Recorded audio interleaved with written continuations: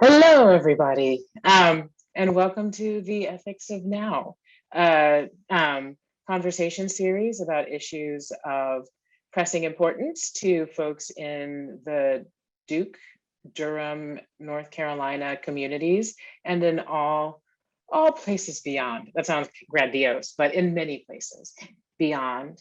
When we started doing this series from home about a year and a half ago, we would preface these conversations by saying that the pandemic has reminded us that we're in a period that requires, I think, like sort of strong moral imagination and thinking. I think one of the things that the extended experience of the pandemic has reminded us is that we are always in circumstances that require that kind of imagination and thinking, and the kind of issues, pressing, concerning, oft urgent, that have sort of come to fall upon us in our never ending now are ones that have a long history.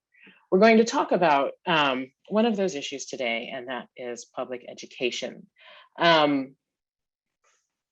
So when we're going to do it with my guest for the evening, Jennifer Berkshire, who writes about education and politics for The Nation, The New Republic, The Baffler, The New York Times, and other publications.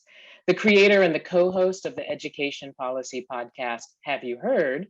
She teaches aspiring podcasters in the journalism program at Boston College and the labor studies program at UMass Amherst. She's the author of More Worlds to Negotiate, John Dunlop and the Art of Problem Solving, and the co-author, along with her podcast co-host Jack Schneider, of The Wolf at the Schoolhouse Door, The Dismantling of Public Education and the Future of School. A licensed public school teacher, Berkshire lives in Gloucester, Massachusetts. So welcome and thank you for joining.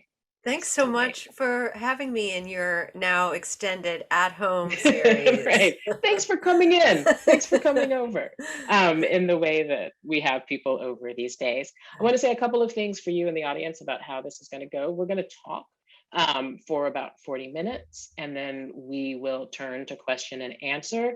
The chat function is disabled, so put your questions in the Q&A box, which should be like sort of there-ish at the bottom of your screen, and put them in as they occur to you. And when we turn over to the Q&A period, we will get to as many of those as we can. We know that tech can be wonky and something might go wrong. If that happens, we'll just bounce back. And there are folks from Keenan in the background who are available to help us. I also, even though we are not like physically, I mean, we're all physically in different places, but I want to do a land acknowledgement statement for Duke, and then I'll turn it over. Duke is situated in the traditional territories of the Tutelo and Saponi peoples. The contemporary Saponi are organized as three tribes who live in central North Carolina today. They are the Occaneechi Band of the Saponi Nation, the Saponi Tribe, and the Halawa Saponi Indian Tribe. Happy Indigenous Peoples Week, y'all. I just made it a week, if it weren't already. And let's turn to our conversation. So things have been looking kind of bananas in public education these days. That would be one way to describe it. That would be one way. And tell me, I mean, North Carolina is not immune from the kind of battles we're seeing everywhere. Is it crazy where you are too? Yes and no. It depends on what part you're talking about, right? So there are, as there are in many places, kind of arguments about masking, right? And whether that should be mandated at the school system level, at the state level, what have you. There is pushback, at least sort of the theater of pushback, which could lead to legislation about teaching critical race theory, right? As if Derek Bell was coming into elementary school classrooms and teaching people how to contextualize in law. That's not actually what they mean when they say critical race theory, but that is the language that they invoke. And then there are a whole bunch of people who are just trying to figure out how to make schooling work in person when it could go virtual, um, and with constrained resources, right? So an emergency situation that has been intensified by the fact that North Carolina schools have been aggressively underfunded and teachers aggressively underpaid since at least 2010. Yeah, and what we're really seeing right now is all of these different trends coming together in every possible way, right? And it just can seem so overwhelming, right? Because you think about the situation that teachers are in right now. They're navigating what was already just like a crazy situation with the pandemic, but now they're sort of fending off mask wars, but also these incredibly intrusive new, sometimes it's state legislation. In the case of a state like North Carolina, the state legislation was vetoed by your governor, but now you see local county boards of education putting the same language meant to constrain teachers to really chill speech and to frankly encourage parents to file grievances and to even file lawsuits. And so you think about what's that like, and then in this sort of longer term context of disinvestment and enhanced privatization. And I think that one way to think about what's happening is that we have all of these questions that are at the very center of our public education system that frankly we've never resolved.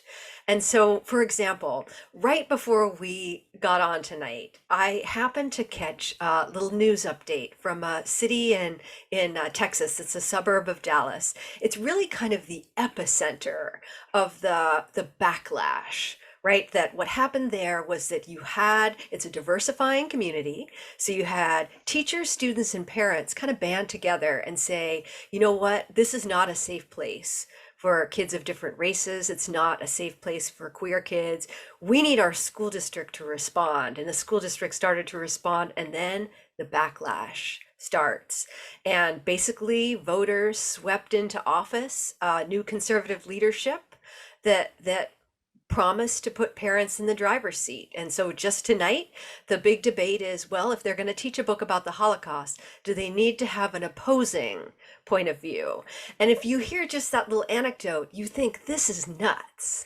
But the unresolved question that's really driving that is one that is as old as our schools, and that is, who gets to decide? Is it the parents? Do the parents call all the shots? Or, does the state have some compelling interest in ensuring that kids learn particular things? This has never been resolved. And what we're seeing now, largely because of a combination of the Trump era and the pandemic, that it is back with a vengeance. And so the next time you hear about, yet another one of these kind of local explosions, pay attention to that. Listen to the language that the parents are using. Are they talking about parents' rights? Do you see somebody wearing a shirt that says, I don't co-parent with the government? That's how you know that we're actually in the midst of something that's just bigger than questions about curriculum. And then and bigger than being about the school. Like, the school is the site where we're having this battle, but this is about something far beyond. That is absolutely the case, and we really understand this when it comes to even bigger and related question about sort of individualism versus the common good, right? Think about, like, we're reminded of that every single day during the pandemic. When I tell you that I've decided not to get vaccinated because I'm doing my own research, right? I'm telling you that I prize the individual above the common good. And you absolutely hear that in these bitter battles over masks, right? When, parents who frankly represent a minority position, right? That support for masking is extremely high. And you hear them saying, the happiness of my individual child is worth more than the safety of our larger community. And so again, the battle is playing out at the school site and at the school board. And often there's an overlap between the kind of antics that we see in these situations and the kind of low level political violence that we see a lot of, a disturbing amount of these days. But what the real fight isn't specific to the school, right? It's this larger sort of clash between different ways of seeing the world.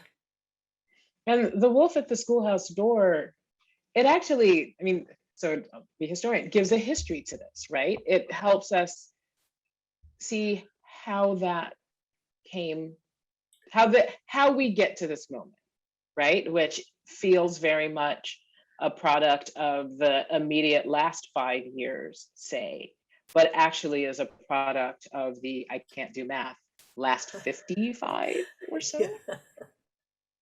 I can't do That's math and we're talking about public education. I shouldn't say that. I'm too lazy to do quick arithmetic. Miss Kiblinger, I did learn math, you know. But yeah, you're absolutely right. So my co-host on the podcast and my co-author on the book is an education historian, and it's really turned me into an evangelist for education history because I really cannot think of another field where you can just look back a few decades and a few decades before that, and then 100 years, and see the same battles playing out again and again. And part of why this happens is, again, it's this question of these larger issues being unresolved, but it's also the real, like, the complete absence of any kind of institutional memory. And so it can be really jarring to go back and see, like, oh my gosh, we're living through the 90s again right now, right? Like, we already had this exact fight, but they didn't call it critical race theory. They called it cultural Marxism. They called it political correctness. They called it secular humanism, right? But the battle was always the same. You go back to the Cold War, and it was indoctrination for a different reason. And so the joy of writing a book like this with an education historian is that, we did have the opportunity to trace these very current debates about how schools should be run and the extent to which we should marketize our education system, whether we should inject profit into it. We could go back and trace all of those debates to their very early days, and then follow them all the way up to the present, see how they've morphed along the ways, and how the political alignment has shifted. So we got to the end of the book, not knowing that there was going to be a pandemic. And in many ways, I feel like our kind of gloomy predictions ended up being quite prescient. So the book preceded the pandemic. Yes, the book preceded the pandemic. And so we were putting the final touches on, we were revisiting the conclusion as we were preparing to go to press. And it was, just like weeks after schools had shut down. And no one really knew what was going to happen, but we could already see that conservative groups who had had plans basically on the shelf for decades were dusting them off and rolling them out. And so the Heritage Foundation, for example, was already advising people weeks after the schools were shut down that states needed to restructure their school finance systems and just give money directly to the parents in the form of education savings account. Often this just gets loaded onto what we call an edu debit card. We needed to weaken teacher licensing requirements, like all the things that they've always wanted to do. And here was their shot, and they were going to go for it. And how has that played out? I mean, have we done it Alarmingly, all? it Right. it has gone further than I would ever have imagined. And my background is actually in English. I started out studying novels, and so my fascination is in the stories that we tell ourselves and where you hear things in those stories that don't make sense. And so right away, in conservative states and in states that are, particularly in states where Republicans now run all three branches of government, you saw this immediate push to enact sweeping expansions of school privatization, doing exactly what I was describing the Heritage Foundation wanting people to do, which is to basically say, you know what, instead of funding schools and systems, we're going to fund individual students and we're going to let the parents decide what they want to do with the money. If they want to spend it on private school tuition, religious school tuition, that's fine, but they don't have to spend it on a school at all. They could purchase homeschooling curriculum online. They could use it for tutoring. It's really up to them. And we're not going to pay, we're not going to oversee their decisions on any of that. But if you paid attention to what parents were really mad about during the pandemic, the big fury was about schools being closed, right? They were not marching in the streets saying, give us our funding on edu debit cards. They were saying reopen the schools. They were desperate to get back into physical schools. And so to me, that, like, I noticed right away that this seemed like a contradiction, and that really what you had was just an opportunity for incredible advancement of a really old political agenda. So this is in some ways an absurd question, but a very basic one, right? When I hear that, both this plan to like expand, letting people like do what they will with the funds that we once put towards schools, and and when I hear that parents are saying open the schools up for the love of Pete, it makes me think like, what are schools for? Like, what do these people envision Yes, schools being for? All that over, like no matter where they're coming from. that is not an absurd question at all. In fact, like that really is that's the central thing that we no longer agree on. There's always been a lot of tension around that, but I'll turn it back on you because I'm curious to hear what you think. Like, what do you think schools are for? Why do we have public education? So there are And this is so fun. and hard. I hate it when I ask big questions and then people expect me to help with the answer. I think the question of what are schools for and what do schools do are Hmm. questions that we have to pull apart, Hmm. right? Hmm. Because the second one I think is easier answer to see, and in some ways a more sobering one, which is that public schools step in and try to catch up for all of the ways in which we do not Hmm. across the board in society care for children and the adults who surround them, right? And Hmm. so part of the pressure on public schools comes from there being no other space to provide a safety net unless you're in the military, right? The closest thing we get to taking care. So that's the question of what are schools for. I think you're right. There's a long history of people fighting it out. I've been teaching an AFAM history survey for that kind of should start in the 1890s, and I kind of pulled back to the 1860s a little bit.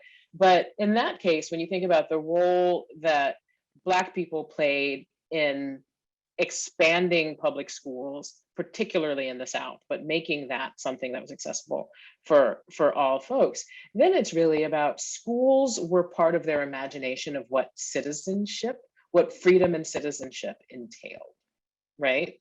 Um, and being able to learn both as a civic duty and as a right? Like schools were for participating in the world politically and socially. And on some level, I think that's still what they're for. And I suspect that the intensity of the arguments and the like laser focus of the strategies to undo that are about deeper arguments about what citizenship should mean and what it should bestow upon people.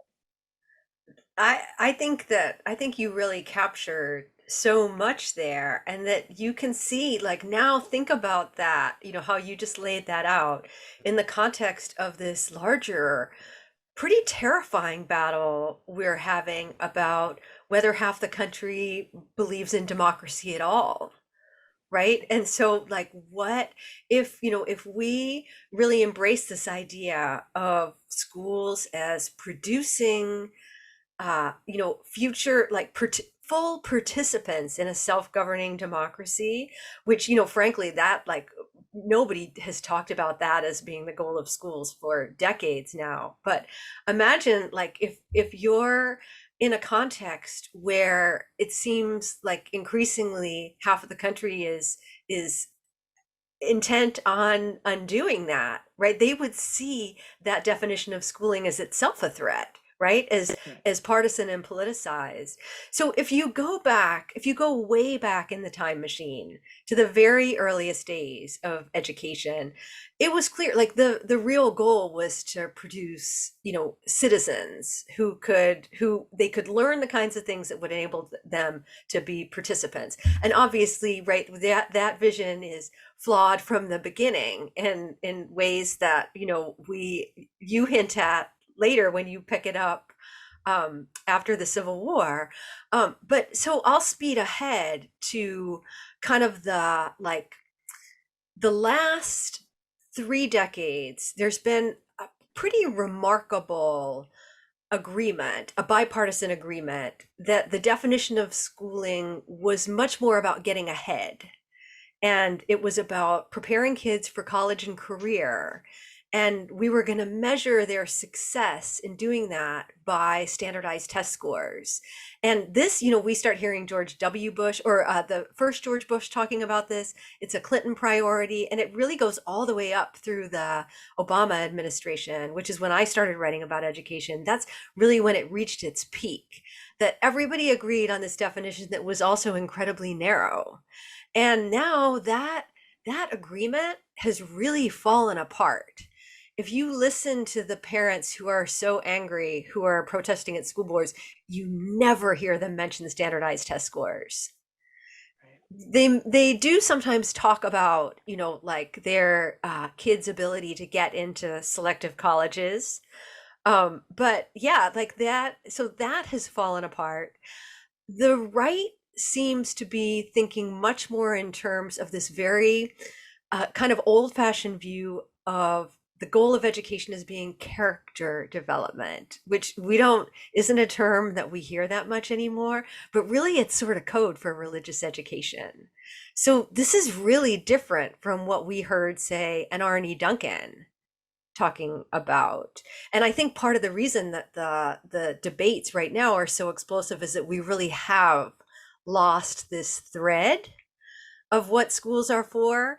And you mentioned the fact that we rely on schools as our safety net. And I look at that as it's just been an absolute disaster, right? That there's no way schools can play that role. And so it's been, on the one hand, very reassuring to see the Biden administration start to tiptoe away from that a little bit, right? They're embracing more direct ways of responding to poverty. That's great. Like we're not going to only do it through the schools. But what concerns me is that they don't seem to have any real vision about what schools are for if we're not going to have this outsized faith in them as kind of poverty escape hatches, right? Like where are they when, Republicans are making this very full-throated case for parent rights? Where are the Democrats with their vision? Why are we alone in this and not having a story to tell? Do you think that part of that is because the thing that fundamentally underlies an assertion of parent rights over the public part of public education, this idea that individual choice has primacy, the tendency to think about everything on a consumer model, because there's a certain kind of logic and that doesn't fall along party lines, right? About the not even the defensibility, but the kind of the foundationalness of that way of thinking. I just made up a word because I couldn't figure out what word I was looking for. Yeah, I think you're absolutely right. That is the water that we swim in. And you see, like, you can trace this across the decades too, right? That, like, early on, you have people like Jeb Bush making a very plain case, like, You can go to the grocery store and buy 7 different kinds of milk, chocolate, strawberry, milk for people who don't even drink milk. So why can't consumers have the same freedoms when it comes to choosing their schools?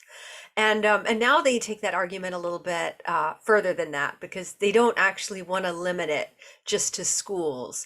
They would really like to disentangle education from place. And so you'll hear them using the analogy of a cable company instead, right? That, like, why shouldn't you be able to unbundle yourself from education the way that you can, right, the way that you choose, Amazon and Netflix and maybe some, like streaming sports. And the idea is that you would break down education into a whole series of components for purchase that you would choose, right? But it wouldn't be attached to a school anymore, because that's what costs all the money. And the kind of market vision that you were talking about, even though it is the water we all swim in, it has always had its loudest, most impassioned partisans among folks who would prefer that wealthy people not have to pay taxes to fund public education. So, I mean, okay, so I can get the counter argument to the metaphor. It's like that metaphor breaks down because anybody who only has a Netflix account and Yeah. realizes that they're missing most of the things, or like you're watching hockey and realize that you'll never see like the Big Bang Theory again, like that's. But what is the counter argument to the sort of heartfelt belief that, like, why should I pay for the education of someone I'll never see, right? That doesn't live anywhere near me, who I don't know or even have the potential to know.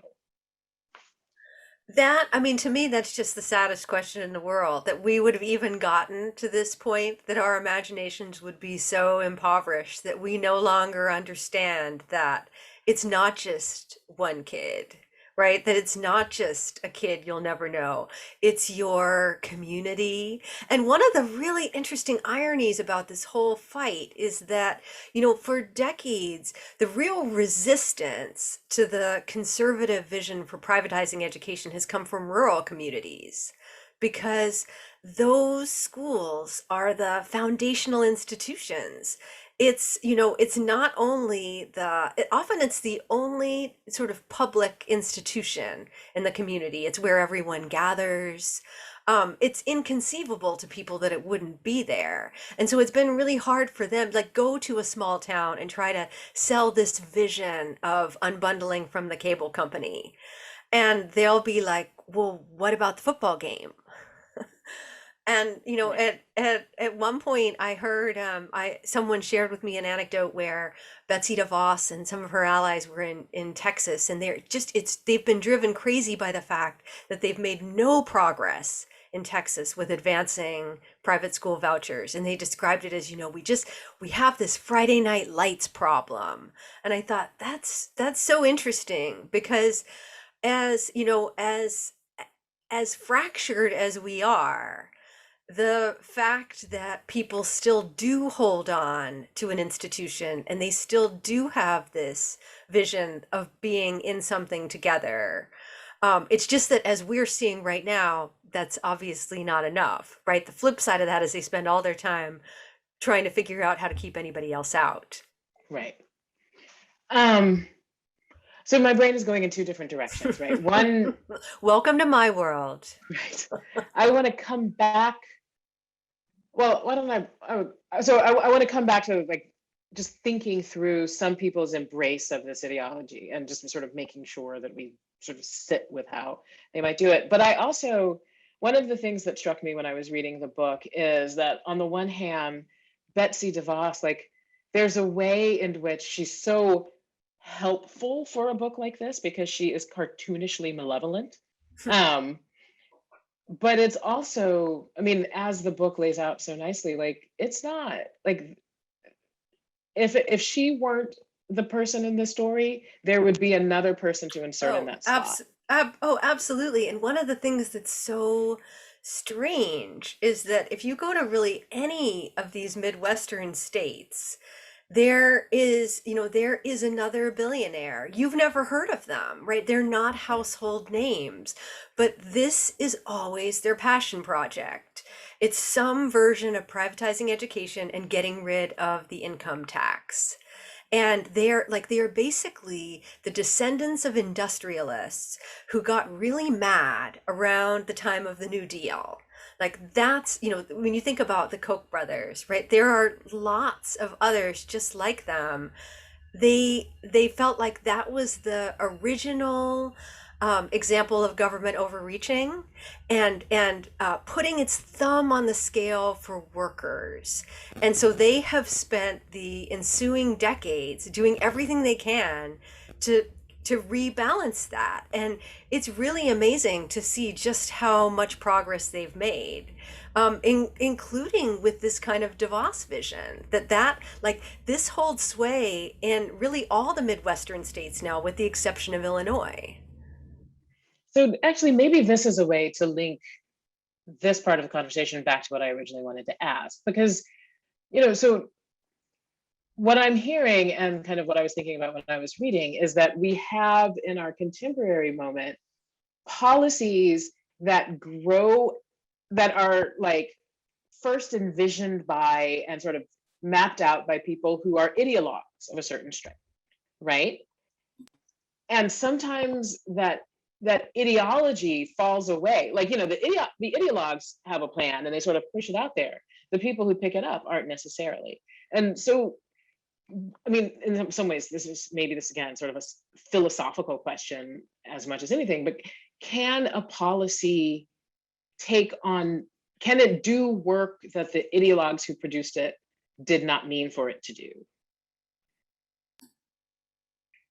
And then connected to that, can we talk a little bit about families of color or people of color whose complaints about the way that public schooling works are very different, right? School to prison pipeline or warehousing or what have you, who are also looking for better what they think of as better options or for solutions, right? Maybe that was too much to load into one statement. No, I think that those actually go quite well together. And so if we go back and think about the history of charter schools, for example, and so charter schools were really kind of a grand policy compromise. At the time when people started to get excited about charter schools, the right had really gone all in on vouchers. There was about to be a big ballot initiative in California to fund religious school vouchers. And so this was kind of the compromise, and it brought together Republicans and Democrats. And the idea was that both sides got something and both sides gave something up. So, for example, the Republicans kind of put on hold their deep interest in religious education. Democrats gave up desegregation, right? They decided like we're going to go with a choice model instead. And they also weakened some of their institutional chumminess with teachers unions, right? And since that was a goal of Republicans too, you can see how these things might be like each side, even though they gave things up, found something to like. But then, like 30 years into that experiment, in many ways, charter schools ended up taking on a life of their own, sometimes for good, sometimes for ill, right? So like you start to see things like the rise of a for-profit sector that you could have predicted all along, but in many ways ended up crowding out some of the things that Democrats had been excited about early on. And I apologize, there's a train going by, but it's almost gone. See, I didn't even register. Oh, that's great. That's great. Yeah. So I think that charter schools are actually a fascinating example of where the sort of ideological interest in starting this project, it's there, right? You can trace it through. There is definitely a through line, but in many ways, they do take on a life of their own. And then it very much relates to the second part of your question, because one of the big frustrations that I think education activists of color have had is how the extent to which schools, charter schools run by leaders of color, teachers of color, end up getting crowded out by the market experiment, right? And so like you see this, what happens is that people's demands aren't necessarily, they like their demands are real and heartfelt and consistent, right? Like dating back decades.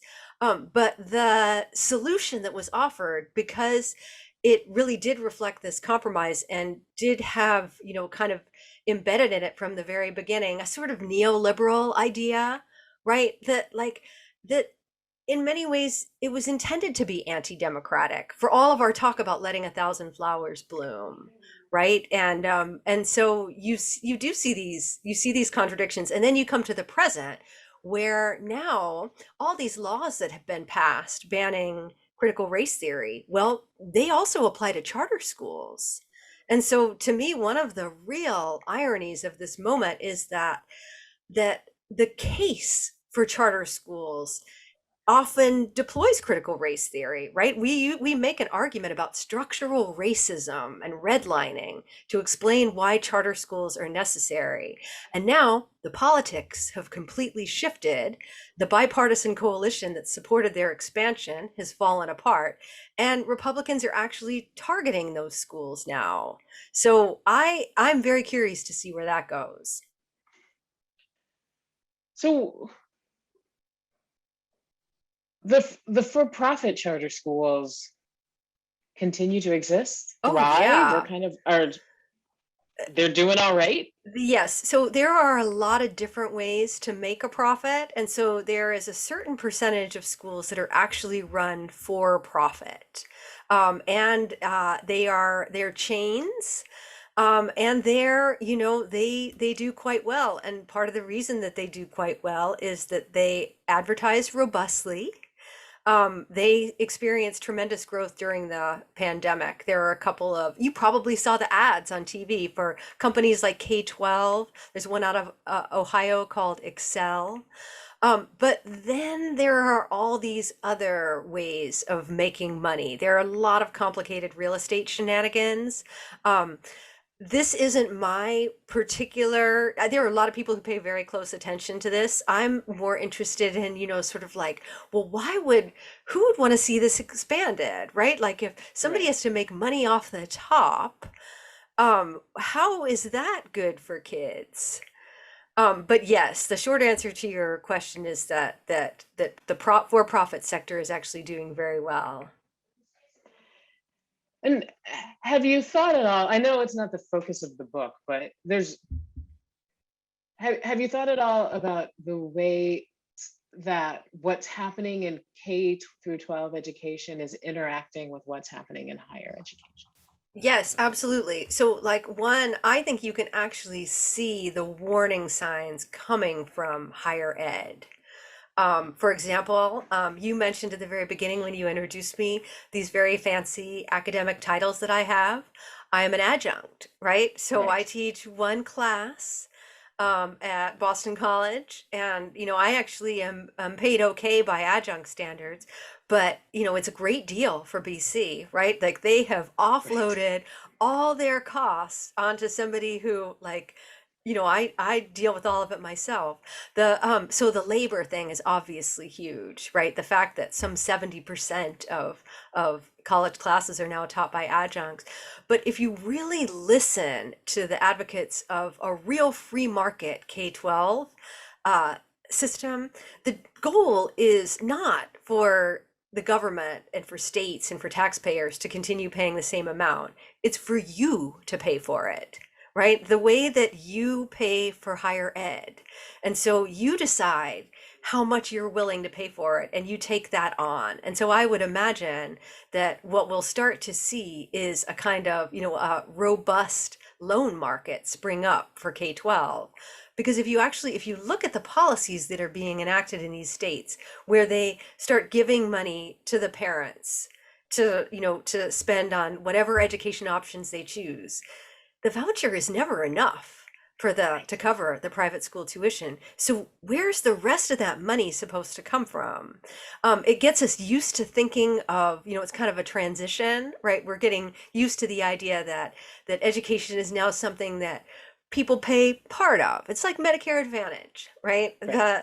But the real goal would be that the burden falls on you. And if you want to invest a lot of money to do that, fine, borrow it. So again, the public part of public education is contracting and contracting and contracting. Absolutely. And we really don't think of higher ed as public anymore, even our public higher education institutions, right? That Right. if you look at what's happened to funding, in most states, the state has dramatically reduced its investment. And so more and more of that shortfall is made up by students themselves, right? So even public higher education is something that an individual invests in, right? And so the more that we start thinking of it as a private good to be not just consumed by individuals but paid for by individuals, the smaller that sense of any kind of public good will get. What really concerns me about the bitter political battles that are playing out over things like critical race theory is that you're going to start to hear people making the case that they now find public schools and what they teach so objectionable, even if this is invented, that they're going to make the case that we shouldn't pay for it. And you're going to start to hear parents saying, I'm not willing to pay to have my taxes go to, teach little white kids to feel bad about themselves, right? If somebody hasn't already said that, they're going to be saying it soon. So yes, so that's what really concerns me.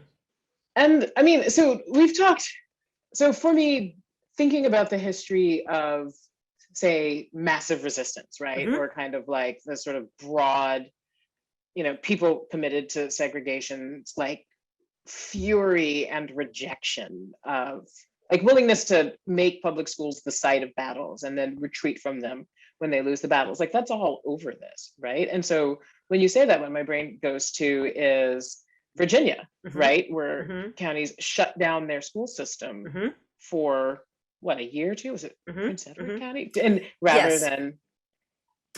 rather than, like, we don't have to invest in public education if it includes you, Yes. right? And Like, we have other ways to do this. that I think it's so worth going back and revisiting that history because it is exactly what we're seeing now. And the fact that so much, Loudon, Virginia is one of the epicenters of these battles right now. And so there's this really chilling moment in Nancy MacLean's book, Democracy in Chains, where she's talking about James Buchanan, who would go on to win the Nobel Prize in economics and is, the sort of architect of public choice theory. And, he and his colleague realize that they're losing, they see this as their huge opportunity to push for mass privatization of schools in Virginia. And they realize that they're not going to win the argument by talking about it in racial terms. Instead, they really want to get parents thinking in the language of the market. And so, they lay out this vision, and it's exactly what we now are so used to hearing people talk about. But I think, like the part of this terrible history that should make us feel better is that, as is so often the case, the what finally turned the boat around was white parents, mothers in particular, realizing that their kids were suffering too. And like that's actually my only hope for what stops the crazy CRT train that's running down the tracks. At a certain point, some of these parents are going to realize that, they are actually by limiting the information their kids have access to, that like Morgan and Hannah are going to pay a price when it comes time to take their AP test. Right. Right. And you've seen this happen in other states where conservative governments will make the case for divesting from public education because it's only those kids who are in public schools. And you see white parents go along with it. And then at a certain point, they realize that, like actually, it's not just, the other kids that are being hurt, their kids are too. And I don't know how long it's going to take us to get there, but hopefully we're going to get there soon. Hopefully. How long it's going to take us to get there and what we're going to break along the way. Okay, I'm going to turn to, and I'm sorry, I'm late to turning to Q&A, but here's our first question. I would argue that there's a clear lack of education in free public education, and the result for most minority and poor students is to warehouse people beginning at an early stage. Only a select few are supported for high-paying careers. And how are schools safe? Violence in North Carolina schools is at a fever pitch, and I'm scared to send my child to a brick and mortar school where guns may ring out, illness can be spread unchecked, and my child's mental and emotional well-being is threatened by culturally inept teachers.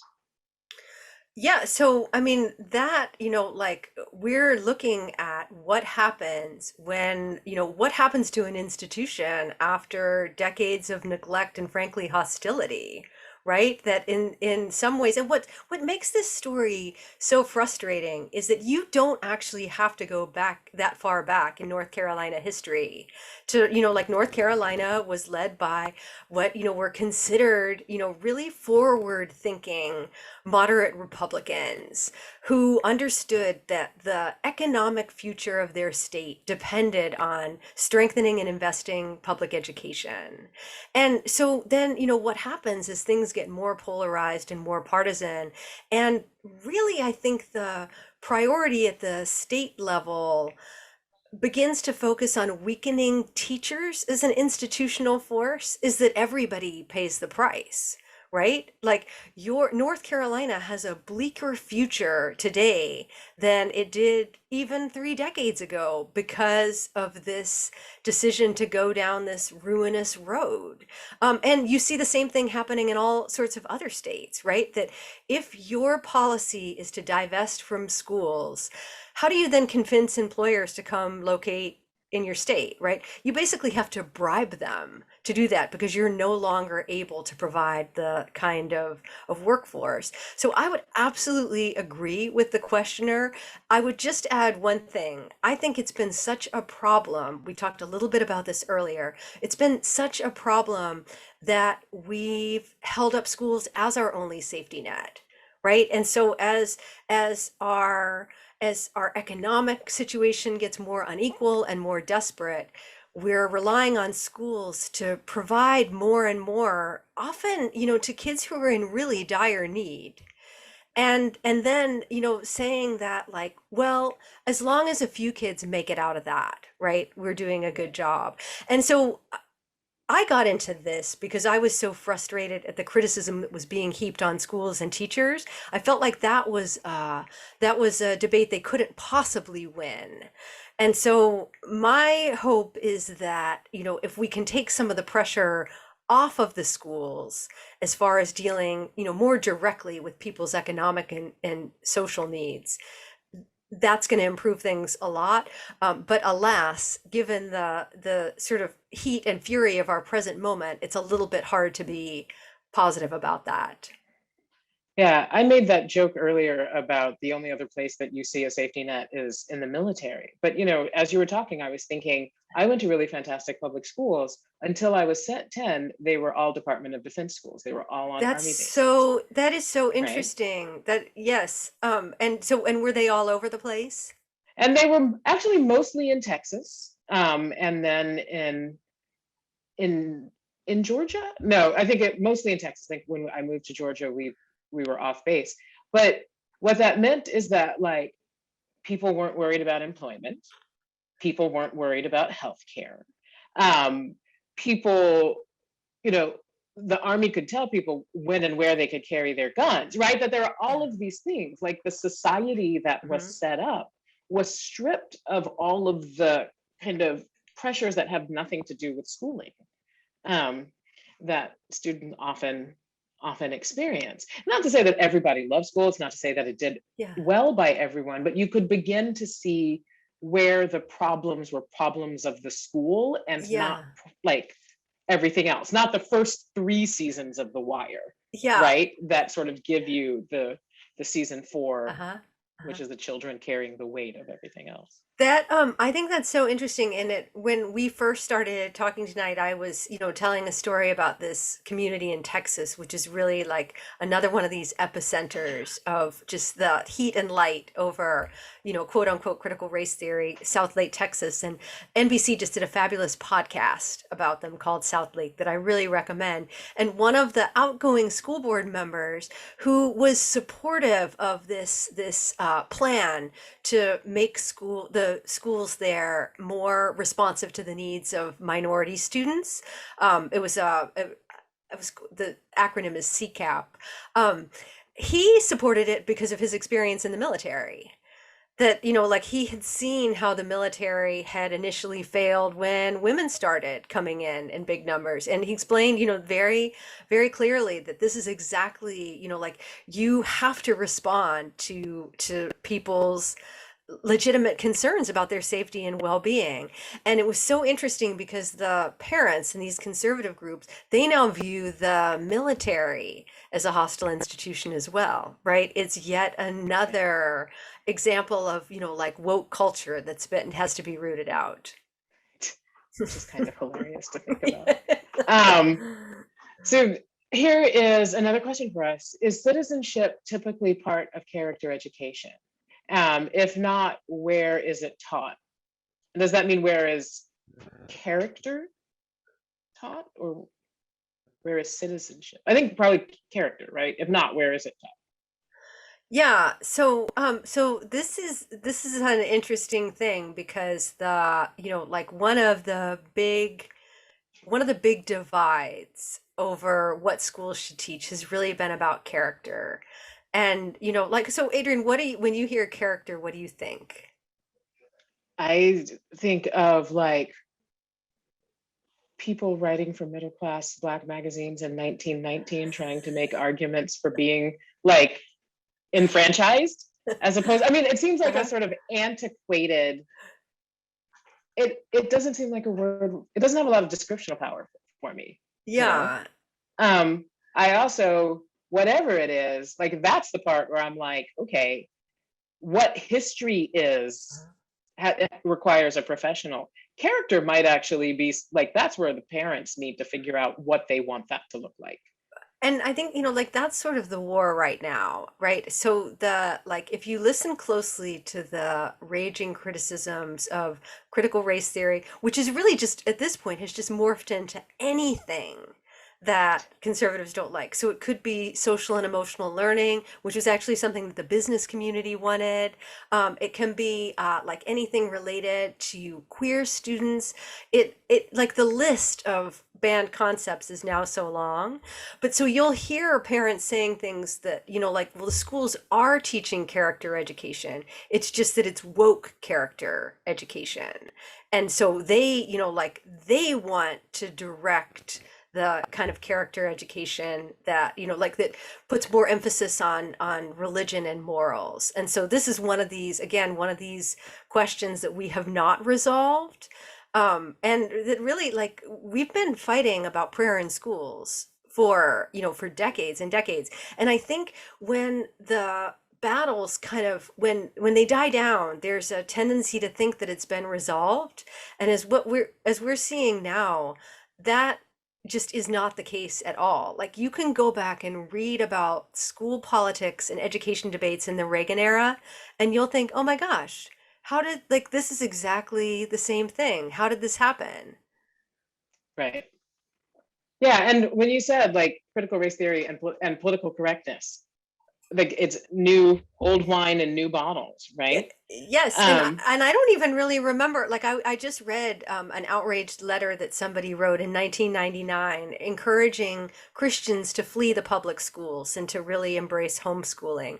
And he was on a tirade against political correctness, and it really made me like I want to go back and look at how they originally defined that. What were they so worried about then? Because we didn't yet have any sense of quote unquote cancel culture. So I'm not even sure what it meant, but it was something very similar to what they're so upset about right now. yeah. For our final question, I think this will be our final question. This person asks, thanks for this thought-provoking conversation. You're welcome. You mentioned that Democrats had no answer or strategy to privatization. You mentioned military schools. Where are the Rosenwald type schools? And what happens if there are private charter schools for dueling ideologies? Does the ignorance and lack of preparation lead to a society primed for conflict? So this really worries me. One of the things, there's been a whole series of Supreme Court decisions that have come down the pike and haven't gotten all that much attention, but one is clearly opening the door to religious charter schools. And so this is something that we're going to start to see within the next few years. And it seems like it's going to race us down exactly that road that the questioner laid out, right? That you're going to have publicly, we will have no grounds on which to say that this shouldn't be a taxpayer supported school.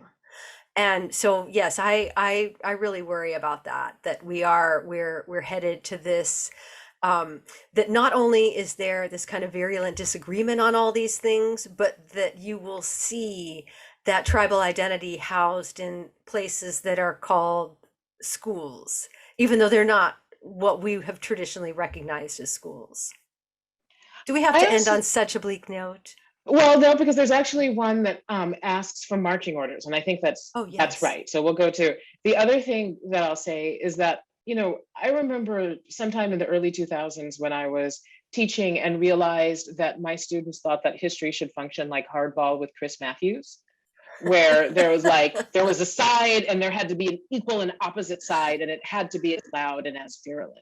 And I was like, I'm all for moving through perspectives and thinking about a multiplicity of voices and understanding that we can come at this from different ways. Not every perspective is equally legitimate. Not everything has evidence to support it. It's okay to not make everything binaries. In fact, it's better thinking.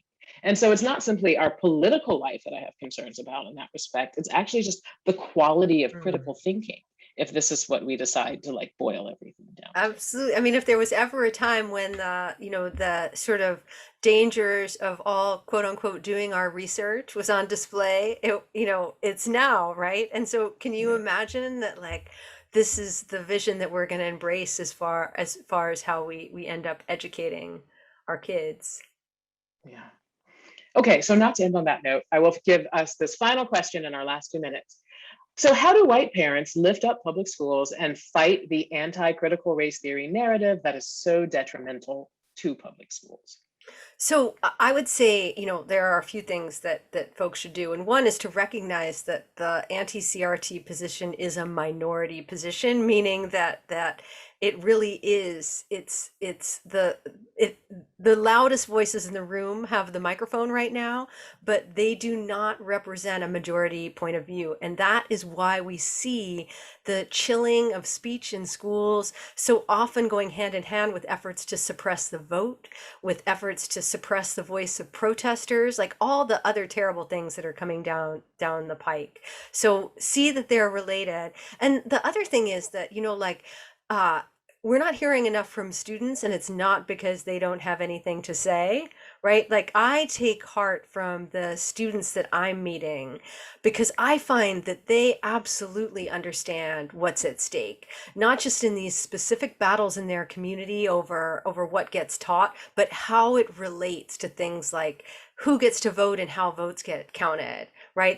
They see that they really understand that this is the future. And so I think as a parent that's trying to lift up public schools, the best thing you can do is to figure out a way to help students who are oftentimes, leading this charge, help them get that megaphone.